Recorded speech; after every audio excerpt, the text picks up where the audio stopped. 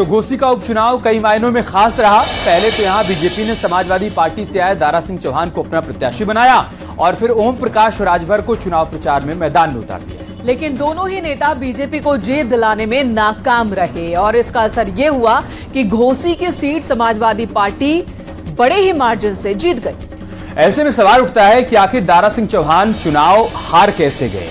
तो आपको बता दें कि बार बार दल बदलकर वो जिस तरीके से अलग अलग पार्टियों में जा रहे थे, कह सकते हैं कि उन्हें उसकी सजा मिली। दारा सिंह चौहान इस बार जनता का भरोसा नहीं जीत पाए। घोसी सीट पर मुस्लिम वोटों का भी ध्रुवीकरण हुआ, जिसकी वजह से भी दारा सिंह चौहान की हार सुनिश्चित हुई। इसके अलावा सुधाकर सिंह के चलते समाजवादी पार्टी की तरफ कुछ ठाकुर वोट भी शिफ्ट हो गया और साथ ही इस चुनाव में शिवपाल यादव का एक्टिव रहना भी दारा सिंह को नुकसान पहुंचा गया। इतना ही नहीं, बीएसपी का चुनाव न लड़ना और दलित वोट बैंक पर पकड़ नहीं बनाने के साथ ही इंडिया गठबंधन के दलों का एक साथ होना भी बीजेपी कैंडिडेट के हार की वजह हो सकती है। और इन्हीं तमाम फैक्टर्स पर अब आपको दिखाते हैं रिपोर्ट।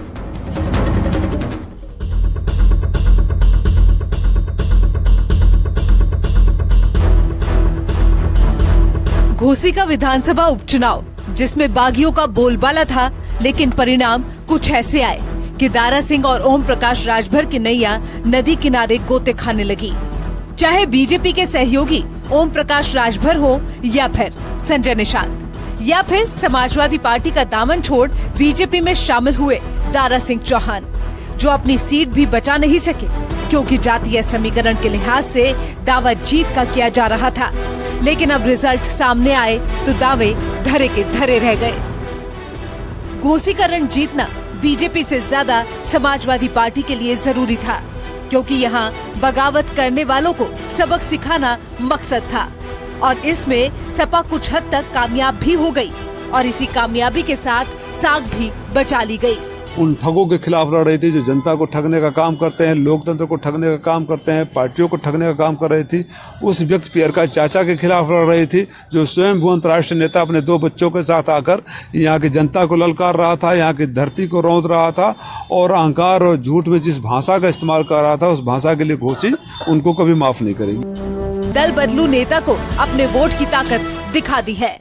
योगी सरकार में 4 साल वन मंत्री रहने के बाद 2022 की विधानसभा चुनाव से पहले दारा सिंह चौहान ने बीजेपी छोड़ सपा ज्वाइन कर ली थी, जिसके बाद सपा से दारा सिंह चौहान विधायक बने और फिर 1 साल का वनवास काटने के बाद दारा सिंह चौहान ने सपा छोड़ दोबारा बीजेपी ज्वाइन कर ली, जिसके बाद उन्हें इस्तीफा दिलाया गया और फिर उनके इस्तीफे से खाली हुई घोसी सीट पर दोबारा उन्हें बीजेपी ने अपना प्रत्याशी बनाया। लेकिन इस बार घोसी की जनता ने ये दिखा दिया कि उसकी पसंद दल बदलू नेता नहीं है। घोसी विधानसभा उपचुनाव में दारा सिंह चौहान का राजनीतिक भविष्य भी अब दांव पर लग गया है। चर्चा थी कि वो चुनाव से पहले मंत्री बनाए जाएंगे, लेकिन ऐसा नहीं हुआ। फिर बात चुनाव जीत के बाद मंत्री बनाने की उठी, लेकिन अब वो चुनाव हार चुके हैं और यहीं से दारा सिंह चौहान का राजनीतिक भविष्य अधर में फंस सकता है।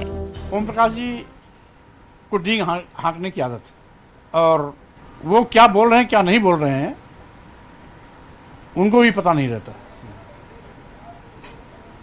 जैसे नौटंकी में जोकर होता है, राजनीति में जोकर की भूमिका में हमेशा ओम प्रकाश जी आते हैं।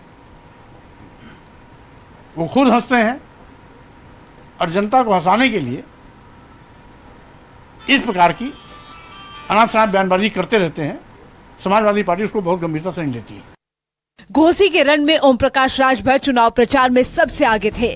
चुनाव से 1 महीने पहले ही मऊ में डेरा जमा चुके थे, लेकिन उनकी प्लानिंग। अब यहाँ ये भी समझना जरूरी है कि घोसी में हार से ओम प्रकाश राजभर का क्या नुकसान होने वाला है। पहला नुकसान यह है कि पूर्वांचल में राजभर की छवि कमजोर हो गई है और दूसरा नुकसान यह है कि 2024 में मनचाही सीट अब उनको नहीं मिल पाएगी। तीसरा नुकसान ये कि कैबिनेट में शामिल होने की संभावना पर संकट मंडराने लगा है और चौथे नुकसान की बात की जाए तो ओबीसी वोट बैंक में पकड़ की सच्चाई अब सामने आ गई है। और पांचवा नुकसान ये कि एसबीएसपी के बागी नेताओं की वजह से राजभर वोट बढ़ चुके हैं। ये मैसेज भी सीधे तौर पर निकलकर सामने आया है। आज आप सबके माध्यम से पूछना चाहता हूं कि इस परिणाम के बाद, इस जनादेश के बाद क्या वो ईवीएम पर प्रश्न खड़ा करेंगे? क्या वो सरकारी मिशनरी, संवैधानिक संस्थाओं, इलेक्शन कमीशन पर प्रश्न खड़ा करेंगे? मैं, जो भी ये परिणाम आया, हम लोग एक राजनीतिक दल के नाते आपस में बातचीत करके इस परिणाम की समीक्षा करेंगे। हम उसका स्वागत करते हैं और एक बात जरूर कहूंगा कि ईवीएम विपक्ष जब हारता है तो ईवीएम का दोष देता है।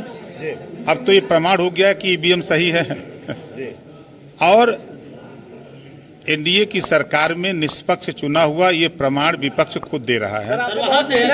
लगातार आप जमे रहे वहाँ पर और जिस तरह से नतीजे आ रहे हैं उसमें समाजवादी पार्टी आगे चल रही है। आप कर रहे थे वहाँ। देखिए, जो कमी रह गई है उसको हम लोग अध्ययन करके उस कमी को दूर करने का प्रयास करके आगे 24 की लड़ाई मजबूती से लड़ेंगे।